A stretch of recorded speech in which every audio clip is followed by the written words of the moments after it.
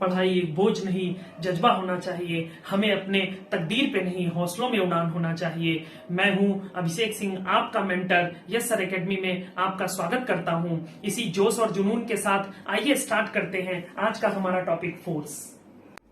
चलो देखो यहाँ पे क्या लिखा हुआ है, व्हाट इज फोर्स, है ना।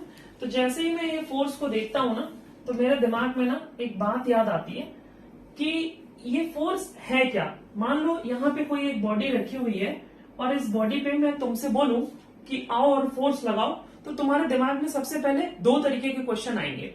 क्या कि मैं इसको अपनी तरफ खींचूं, यानी कि पुल करूं, या इसको मैं पुश करूं। तो ठीक है, तो जैसे ही तुमने फोर्स, जैसे ही कोई ये कहता है कि आप फोर्स लगाओ, तो आप या तो पुश कर सकते हो या तो फिर आप उसको पुल कर सकते हो। तो इसका मतलब क्या है कि फोर्स डायरेक्शनल है। फोर्स जो है वो डायरेक्शनली डिफाइंड है। इसी वजह से फोर्स को हम क्या बोलते हैं, वेक्टर बोलते हैं। Force is a vector quantity. और फोर्स का हमारा यूनिट क्या होता है बेटा, न्यूटन। फोर्स की यूनिट जो होती है न्यूटन होती है। ये न्यूटन क्यों होती है, क्योंकि न्यूटन का सेकेंड लॉ ही फोर्स बताता है। न्यूटन का सेकेंड लॉ क्या कहता है कि rate of change of linear momentum that is directly proportional to force. तो जब भी हमारा फोर्स लगेगा तो हम हमेशा देखेंगे दो तरीके की बॉडी देखने को हमें मिलती है, एक रिजिड बॉडी और दूसरी नॉन रिजिड बॉडी। अब रिजिड बॉडी है और नॉन रिजिड बॉडी है, तो दोनों में क्या चेंजेस आएंगे इसको हम लोग देखते हैं। अब देखो, जैसे मान लो कि अगर रिजिड बॉडी है, तो इस बॉडी में आप फोर्स लगाओगे तो इसमें केवल और केवल क्या होगा, ये बॉडी आगे मूव करने लग जाएगी और इसके शेप और साइज में किसी भी तरीके का कोई भी चेंज नहीं आएगा। लेकिन अगर कोई बॉडी हमारी नॉन रिजिड बॉडी है, अगर आप नॉन रिजिड बॉडी लेते हैं, तो आप अगर इस पे फोर्स लगाएंगे तो इसके शेप,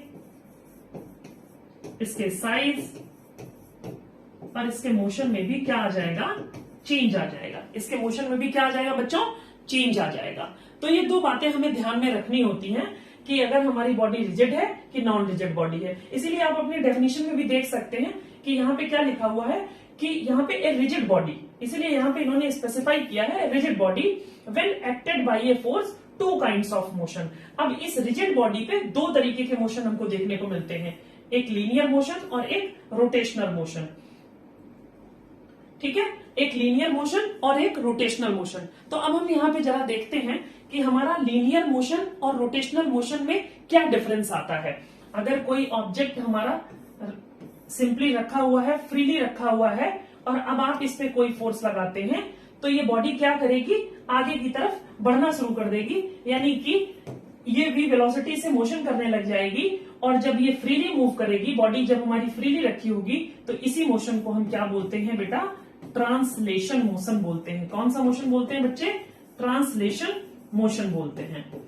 ठीक है, ट्रांसलेशन मोशन बोलते हैं। लेकिन अगर यही बॉडी किसी पॉइंट पे मैं इसको पिवट कर दूं, अगर ये किसी पॉइंट पे मैं इसको पिवट कर दूं, पिवट कर देता हूं, अब मैं इस पे अगर फोर्स लगाऊंगा, तो ये बॉडी इस पॉइंट के अबाउट मूवमेंट करना शुरू कर देगी, रोटेशन करना शुरू कर देगी, और इस मोशन को मैं क्या बोलता हूं, रोटेशनल मोशन बोलता हूं। क्या बोलता हूं, रोटेशनल मोशन। बच्चे समझ में आ रहा है बच्चों, ठीक है। कोई बहुत बड़ी बातें नहीं है, बहुत छोटी छोटी बातें, बस आपको ध्यान से समझना है कि ट्रांसलेशन मोशन में क्या होता है कि जब बॉडी हमारी फ्री स्टेट में रखी हो, तो उस समय जो मोशन होगा वो ट्रांसलेशन मोशन होगा। रोटेशनल मोशन हमारा क्या होता है कि जब हम बॉडी को किसी एक पॉइंट पे पिवट कर दें और तब अगर हम उस पे फोर्स लगाते हैं, तो वो कैसा मोशन देगा, हमें रोटेशनल मोशन देगा। देखिए यहाँ पे एक छोटा सा डायग्राम है आपके लिए, ठीक है। आप इस बॉल को पुश करो, ये फ्रीली रखा हुआ है, ये बॉडी हमारी फ्री स्टेट में रखी हुई है, ये बॉडी फ्री रखी हुई है। तो अगर ये मूव कर रही है, मैं फोर्स पुश कर रहा हूं इसको, तो इस डायरेक्शन में मोशन कर रही है, तो इसको मैं बोलूंगा ट्रांसलेशन मोशन। क्या बोलूंगा बेटा, ट्रांसलेशन मोशन। ठीक है, और यहां पे देखो, ये इस पॉइंट पे क्या हो रखा है, पिवट हो रखा है। इस पॉइंट पे ये क्या हो रखा है, पिवट हो रखा है, और ये हम यहां पे क्या कर रहे हैं, फोर्स लगा रहे हैं। तो इसमें इस तरीके का क्या आ रहा है, इसमें इस तरीके का क्या आ रहा है, रोटेशन आ रहा है। तो ये कौन सा मोशन हो गया बेटा हमारा, रोटेशनल मोशन। लोगों ने देखो फोर्स देखा था, अब इसके बाद का टॉपिक आता है मूवमेंट ऑफ फोर्स और टॉर्क। तो अब देखो बच्चों, मूवमेंट ऑफ फोर्स और टॉर्क, यहां पे देखो एक वर्ड लिखा हुआ है और, ठीक है।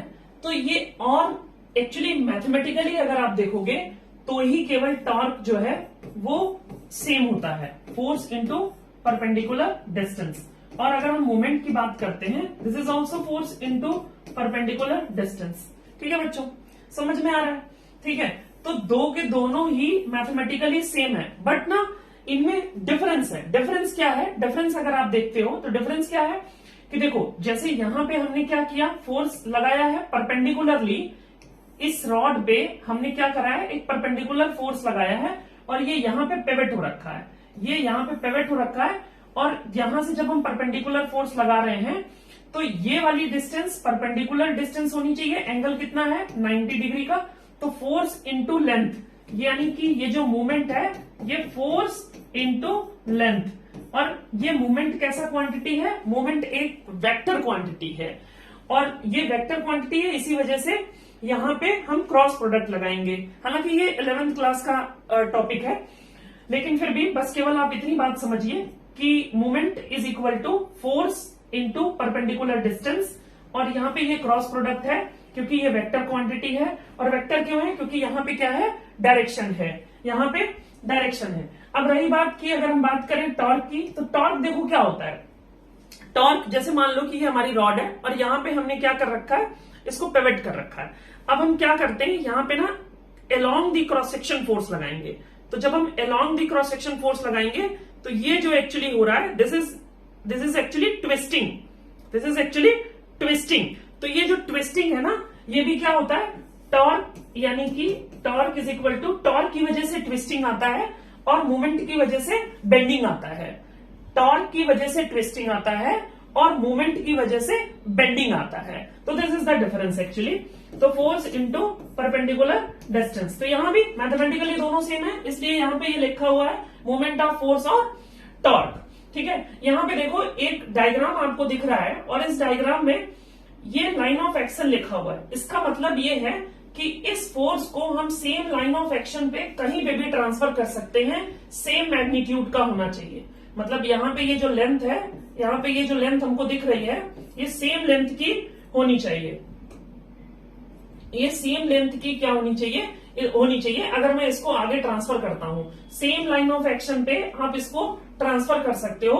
और ये वाला जो पॉइंट है, जिस पॉइंट के अबाउट आपको मूवमेंट लेना होगा, जिस भी पॉइंट के अबाउट आपको मूवमेंट लेना होगा, वहां से आपको परपेंडिकुलर डिस्टेंस देखनी होगी, वहां पे आपको क्या देखना होगा, परपेंडिकुलर डिस्टेंस। अब सपोज करो कि हमारे पास परपेंडिकुलर डिस्टेंस नहीं है, ठीक है, मान लो हमने कोई एक डायग्राम बनाया, ठीक है, और ये हमारा पिवट पॉइंट है, और इस पिवट पे हमने फोर्स लगा रखा है ऐसे, ठीक है।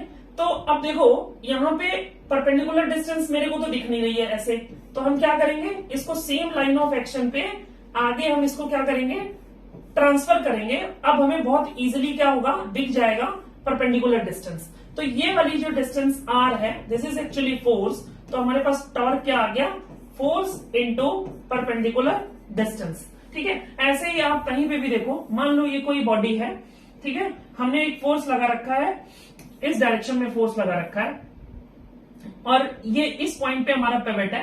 तो हम यहां से क्या करेंगे, परपेंडिकुलर ड्रॉ करेंगे, और ये वाली जो परपेंडिकुलर डिस्टेंस होगी, यही हमारा क्या कहलाएगा, मूवमेंट कहलाएगा, यही हमारा क्या देगा, मूवमेंट देगा। तो यहां पे भी क्या आ जाएगा, movement is equal to force into perpendicular distance, और ये कैसे है, वेक्टर क्वांटिटी है। ठीक है, आपकी बुक में ऐसे सिंपल लिख रखा है, movement is equal to force into perpendicular distance.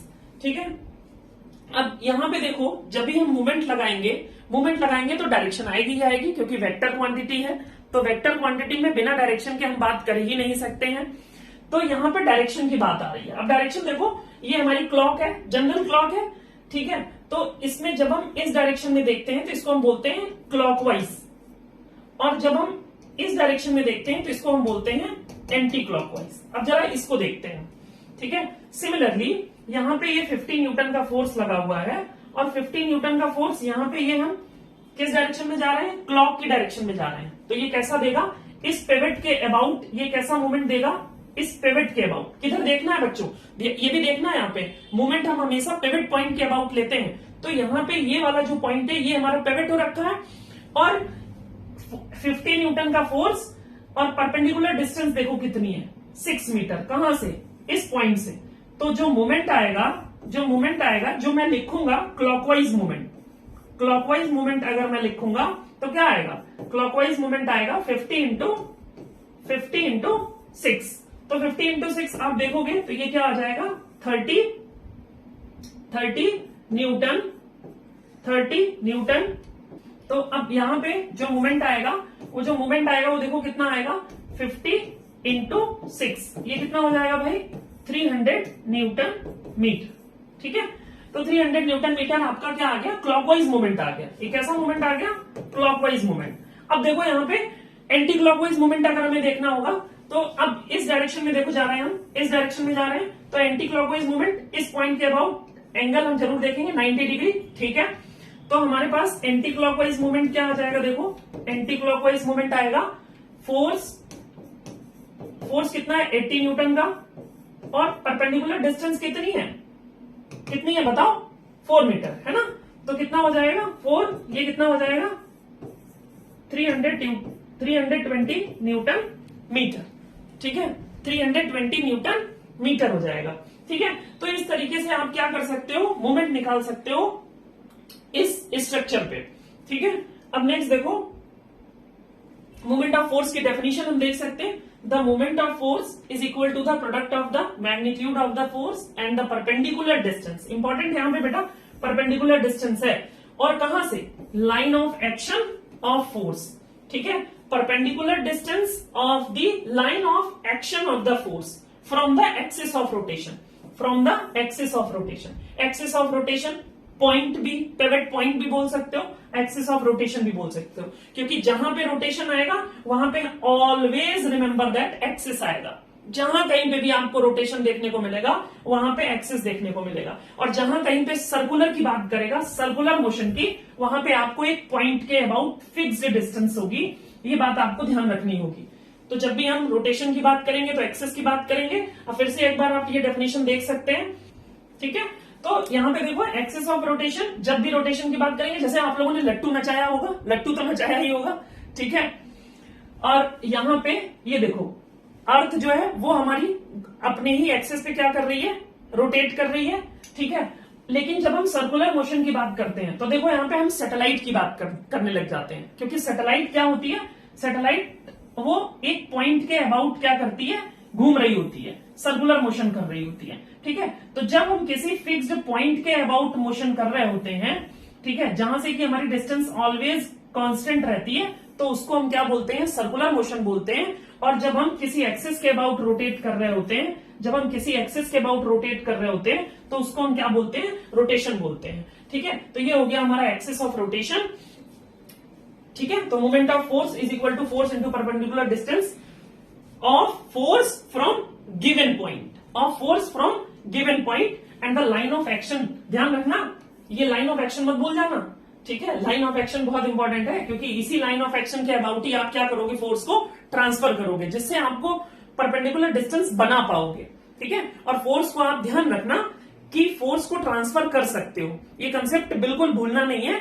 Force को आप ट्रांसफर कर सकते हो सेम लाइन ऑफ एक्शन पे कहीं पे भी, ठीक है। मान लो यहां पे फोर्स लग रहा है, तो अब हम इसको आगे भी ले जा सकते हैं, ठीक है। तो घबराने की जरूरत नहीं है, इसको हम आगे ट्रांसफर कर सकते हैं, ठीक है। ओके, समझ आ रहा है, ठीक है, समझ आ रहा है, बढ़िया, गुड, वेरी गुड, ठीक है। अब हम देखते हैं कपल, ठीक है। ये वो वाला कपल नहीं है भाई, ठीक है, ये फोर्स ऑफ कपल है, ठीक है। हाँ, वो वाला नहीं है, ठीक है। तो मूवमेंट ऑफ, ये हम देखते हैं कौन सा, ये हमारा जो कपल है, ये, ठीक है।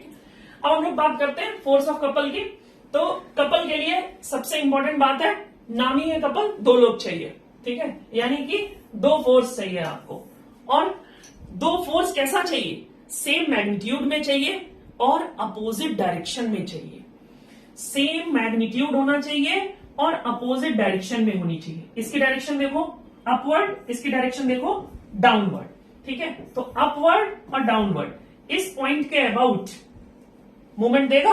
अरे बिल्कुल देगा भाई, परपेंडिकुलर डिस्टेंस बिल्कुल देगा। कैसा देगा ये, कैसा देगा, एंटी क्लॉकवाइज। ये कैसा देगा, क्लॉकवाइज है, एंटी क्लॉकवाइज। ध्यान दो, ये कैसा देगा, एंटी क्लॉकवाइज। ये कैसा देगा, एंटी क्लॉकवाइज। तो ओवरऑल इसमें जो मूवमेंट आएगा, ओवरऑल जो इसमें मूवमेंट आएगा वो कैसा आएगा, ओवरऑल इसमें मूवमेंट एंटी क्लॉकवाइज डायरेक्शन में आएगा। यानी ये कैसे घूमेगा, एंटी क्लॉकवाइज, एंटी क्लॉकवाइज घूमेगा।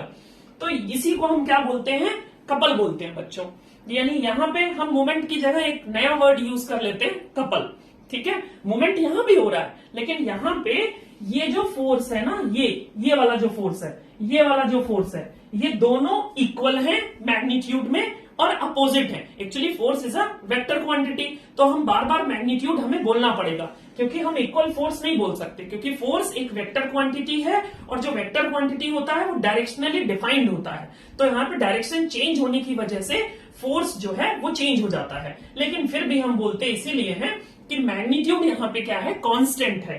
तो सेम मैग्नीट्यूड होना चाहिए, अपोजिट इन डायरेक्शन होनी चाहिए, और जिस भी पॉइंट पे इसको हमने पिवट कर रखा है उसके अबाउट अगर मैं मूवमेंट देखूंगा तो मिला करके ये हम क्या बोलते हैं, इनको कंबाइन करके कपल बोलने लग जाते हैं। ठीक है, अब इसका देखो हम लोग एग्जांपल्स बहुत सारे हैं, है ना, इतने सारे एग्जांपल्स हैं। जैसे आप लोग क्या करते हो, आप लोग तुरंत पानी की बोतल उठाई या कोल्ड ड्रिंक की बोतल उठाई और उसमें आपने उसको ओपन करना शुरू कर दिया। जब आप ओपन कर रहे होते हो, ठीक है, तो उसमें क्या कर रहे होते हो, आप कपल लगा रहे होते हो। ठीक है, अनजाने में ही लगा रहे होते हो, लेकिन आप ध्यान से ये थोड़ी ना करते हो कि हमें कपल लगाना है, वो तो अपने आप लग जाता है। ठीक है, तो उस समय जो फिजिक्स काम करती है वो वहां पे क्या काम करती है, कपल की। जैसे मान लो कि आपने देखा होगा कि जहां पे व्हील वगैरह जो ओपन करते हैं तो वहां पे इस तरीके का एक हम लोग डिवाइस यूज करते हैं ओपन करने के लिए। ठीक है, तो उसमें हम इस तरीके से जब हम फोर्स लगाते हैं तो आपने देखा होगा, तो ये भी हमारा क्या होता है, कपल होता है। ठीक है, देखिए यहां पे स्टीयरिंग में भी हम लोग क्या कर रहे होते हैं, इस डायरेक्शन में और इस डायरेक्शन में। ठीक है, ये आप ऐसे करके लगाते हो। ठीक है, तो यहां पे भी इक्वल और अपोजिट फोर्स क्या करते हो, लगाते हो, और इसकी डायरेक्शन कैसे हो जाती है, क्लॉकवाइज हो जाती है। इसकी डायरेक्शन कैसी हो जाती है, क्लॉकवाइज हो जाती है। ये देखो, ये हमारा टैप है। ठीक है, ये मैंने आपको बता दिया। ठीक है, क्लियर है।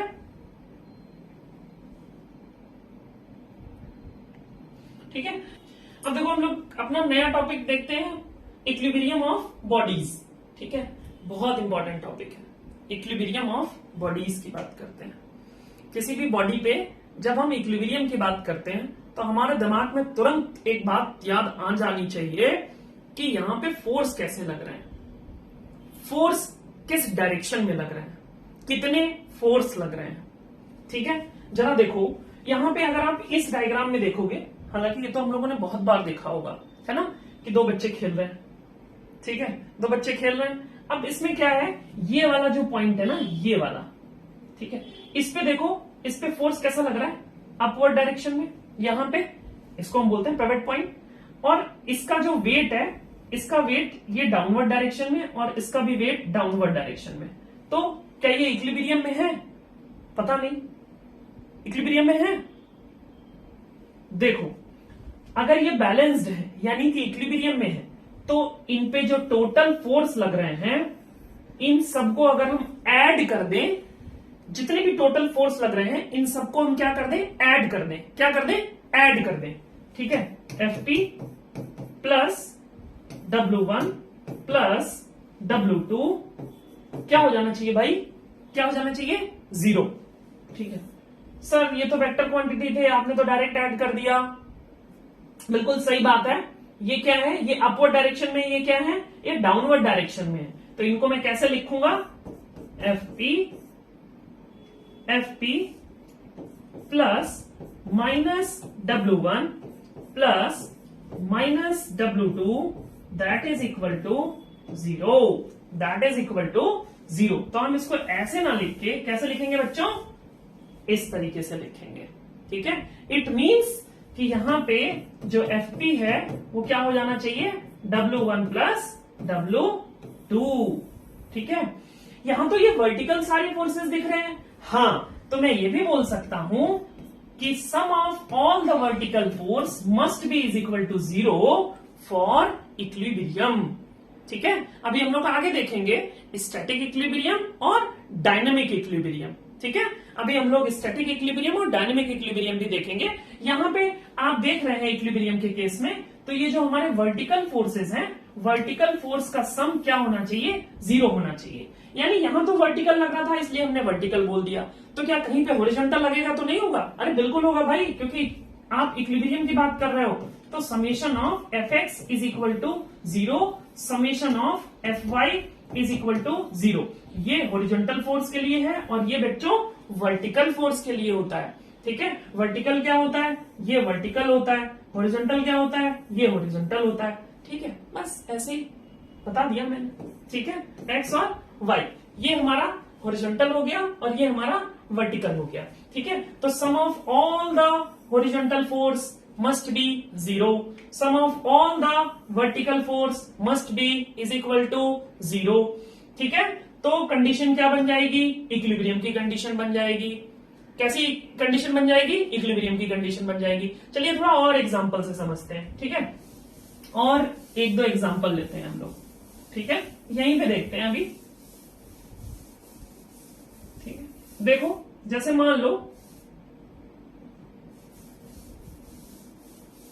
बीच बीच में मेरा वो डांस करने लगता है।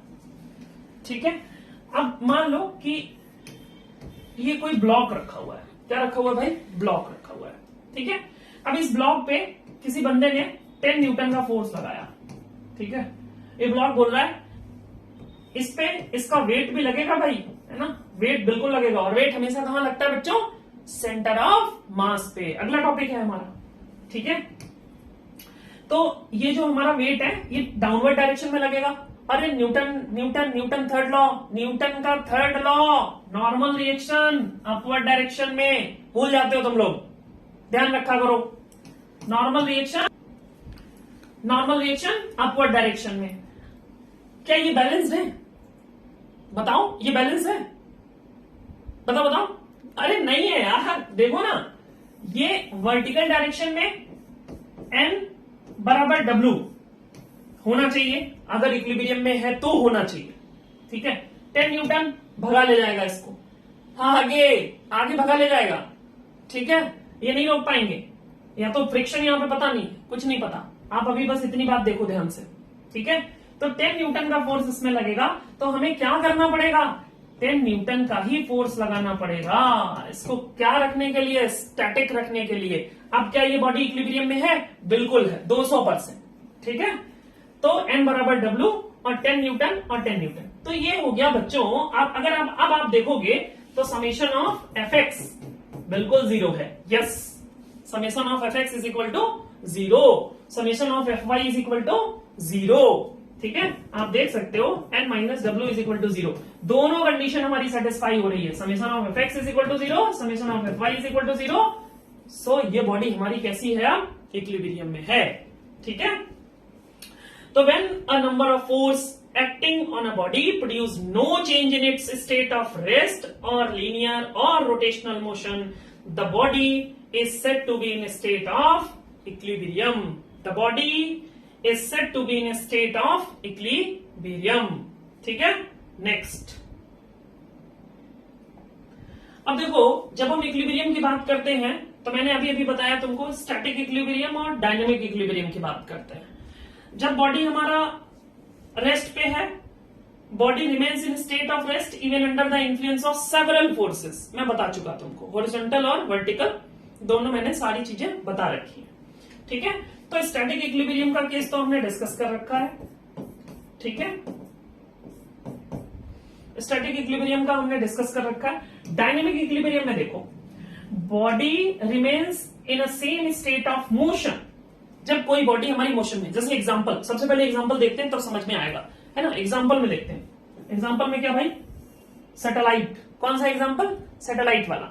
ठीक है, अगर ये इसमें ना centripetal force, centripetal towards the centre, कैसा फोर्स है सेंट्रीपिटल? रियल फोर्स है। इसको भी हम लोग सर्कुलर मोशन में डिस्कस करने वाले हैं, ठीक है। तो सेंट्रीपिटल फोर्स अंदर के डायरेक्शन में, ठीक है। और ये कैसा होगा? ये बैलेंस्ड होगा। कैसा होगा? बैलेंस्ड होगा। तो body remains in same state of motion, translation और rotation under the influence of several forces, under the influence of several forces. तो ये सारे के सारे क्या है? ये हमारा डायनेमिक इक्विलिब्रियम आ गया और ये हमारा स्टैटिक इक्विलिब्रियम आ गया, ठीक है। नेक्स्ट, अब हम लोग बात करते हैं लास्ट टॉपिक की, प्रिंसिपल ऑफ मूवमेंट्स।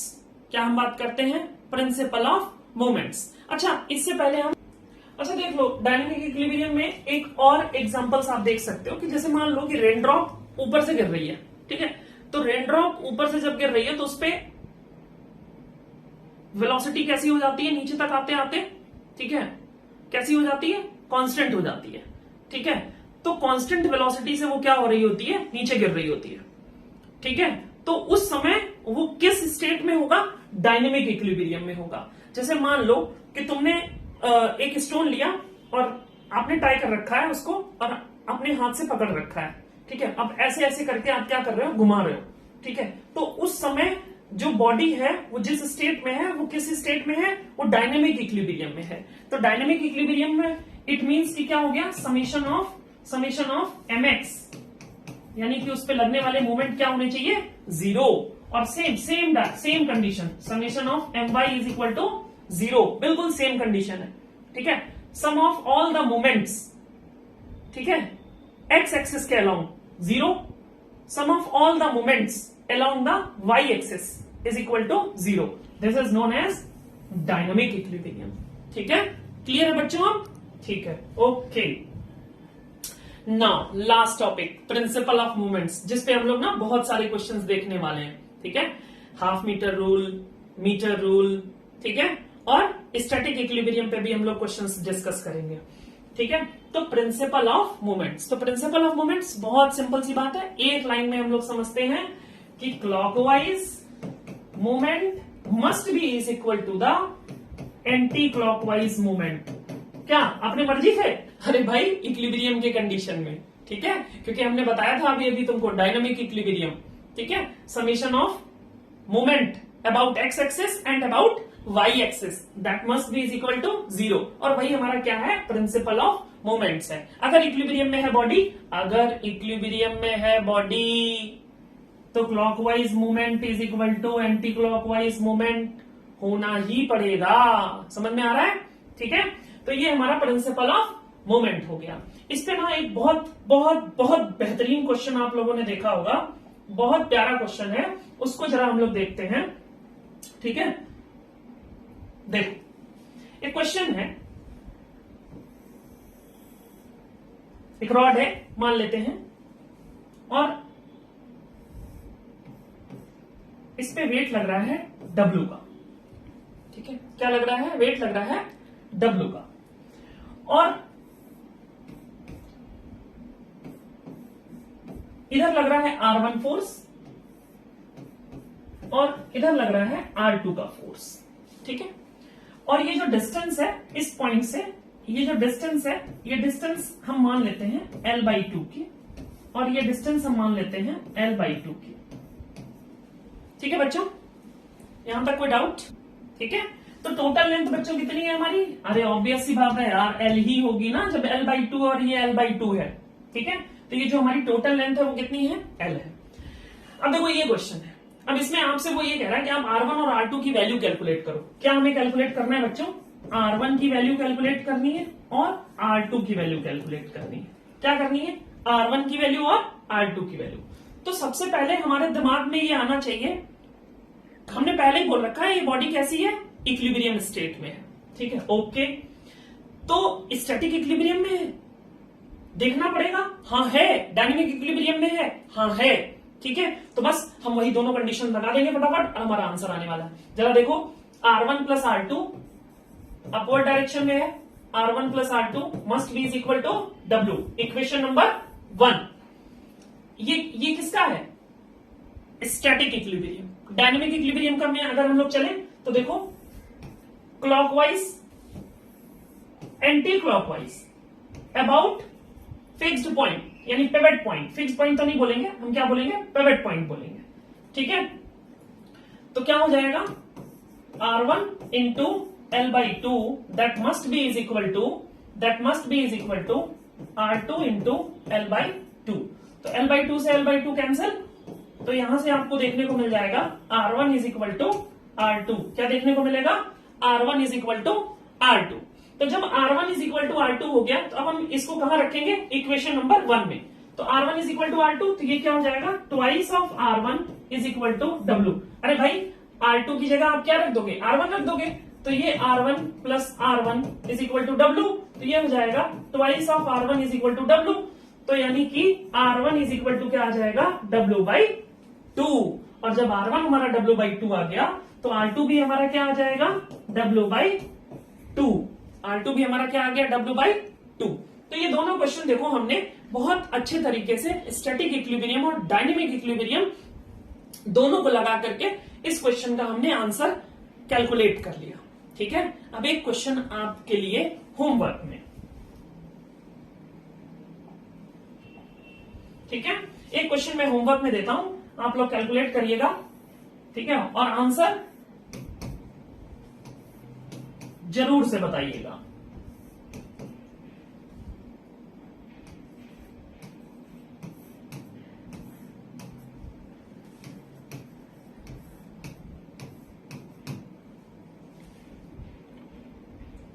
ये पॉइंट हमारा कैसा पॉइंट है, पिवट पॉइंट है।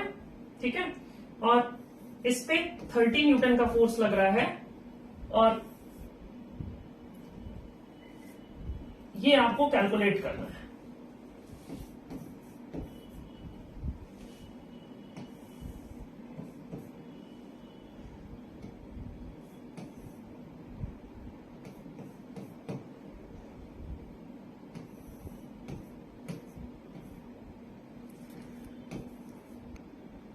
चलो एक क्वेश्चन अब हम लोग और देख लेते हैं। ठीक है, हाँ एक देख लेते हैं तो आपको और क्लियरिटी होगी, है ना। अब देखो यहां पे जरा फोर्स देखते हैं, R1 R2 30 न्यूटन 10 न्यूटन। अब जरा देखो वर्टिकल डायरेक्शन में जो कितने फोर्स लग रहे हैं, बेटा वर्टिकल डायरेक्शन, सर सारे ही तो लग रहे हैं वर्टिकल डायरेक्शन में। हाँ बिल्कुल सही बात है, 4 फोर्सेस है हमारे पास, और 4 के चारों कैसे लग रहे हैं, वर्टिकल डायरेक्शन में। ठीक है, अब यहां पे देखो 10 न्यूटन और 30 न्यूटन का फोर्स डाउनवर्ड डायरेक्शन में, और R1 और R2 अपवर्ड डायरेक्शन में। R1 और R2 कैसा लग रहा है, अपवर्ड डायरेक्शन में, और 10 न्यूटन और 30 न्यूटन का फोर्स कैसा लग रहा है, डाउनवर्ड डायरेक्शन में। Force is a vector quantity, static equilibrium, तो summation of all the forces must be is equal to 0। तो क्या हो जाएगा बच्चों, R1 plus R2 that must be is equal to 10 plus 30। मैं पहले ही बोल दिया हूं, ये बॉडी भी इक्विलिब्रियम में आपको माननी पड़ेगी, और ये बॉडी भी इक्विलिब्रियम में है, इसी वजह से हम ये कंडीशन लगा पा रहे हैं। अगर मैं इक्विलिब्रियम में नहीं बोलूंगा तो आप ये कंडीशंस नहीं लगा सकते। तो R1 plus R2 is equal to क्या हो जाएगा, R1 plus R2 is equal to 40 newton. R1 plus R2 is equal to क्या हो गया, 40 न्यूटन हो गया। This is equation number 1। Now अब हमें क्या करना होगा, अब हमको डायनामिक इक्विलिब्रियम की तरफ चलना पड़ेगा। ठीक है, अब देखिए ये हमारा फोर्स है R1, क्या ये मोमेंट देगा, बिल्कुल देगा। किस पॉइंट पे, इस पॉइंट के अबाउट। जरा देखो परपेंडिकुलर डिस्टेंस कितनी है, R1 2 + 1 3, किस डायरेक्शन में, क्लॉकवाइज। तो क्या कर लेंगे हम, देखो R1 इंटू 3, क्लॉकवाइज बच्चे, क्लॉकवाइज R1 इंटू 3। और क्या कोई फोर्स क्लॉकवाइज देने वाला है, क्या और कोई फोर्स क्लॉकवाइज देने वाला है, ये तो एंटी क्लॉकवाइज देगा, ये तो एंटी क्लॉकवाइज देगा, क्योंकि ये कैसा फोर्स है बच्चों, डाउनवर्ड डायरेक्शन में लग रहा है। ये तो एंटी क्लॉकवाइज देगा। क्लॉकवाइज केवल यही देगा, क्या ये देगा, ये भी एंटी क्लॉकवाइज देगा। सबसे इंपॉर्टेंट बात, क्या ये मूवमेंट देगा 30 न्यूटन, नहीं देगा। क्यों, क्योंकि ये सेम लाइन ऑफ एक्शन पे है बच्चों। किस लाइन ऑफ एक्शन पे है, सेम लाइन ऑफ एक्शन पे है। और जब ये उसी पॉइंट से पास कर रहा है तो परपेंडिकुलर डिस्टेंस कहां बनेगी, नहीं बनने वाली है। ठीक है, तो ये क्या हो जाएगा, ये वाला जो मूवमेंट होगा ये 0। ठीक है, तो क्या हो गया देखो, R1 into 3 that must be is equal to, क्योंकि क्लॉकवाइज मूवमेंट है ना, अब एंटी क्लॉकवाइज है सारे, तो 10 into 1, that must be is equal to 10 into 1, और दूसरा R2 इंटू 2, ये डिस्टेंस हमको लेनी है perpendicular, R2 into 2 plus R2 into 2, तो ये कितना हो जाएगा, thrice R1 that must be is equal to 10 plus 2R2, ठीक है। अब हम इसको इधर ले आएंगे, thrice R1 minus 2R2 is equal to 10, दो इक्वेशन दो अननोन, तो अब हम लोग क्या कर सकते हैं, सॉल्व कर सकते हैं, ठीक है। Simultaneous linear equation variable with 2, ठीक है। तो इसमें क्या करेंगे हम, आपकी मर्जी, आप चाहो R2 को एलिमिनेट कर लो या R1 को, तो मुझे R2 दिख रहा है क्योंकि वहां माइनस है, मैं ऐड कर दूंगा सिंपल, तो मैं इसमें क्या करने वाला हूं, 2 का मल्टीप्लाई करने वाला हूं, ठीक है। तो आप क्या करोगे, इक्वेशन में बोथ साइड 2 का मल्टीप्लाई कर दोगे, तो ये क्या हो जाएगा बच्चों, twice of R1 plus twice of R2 is equal to 80।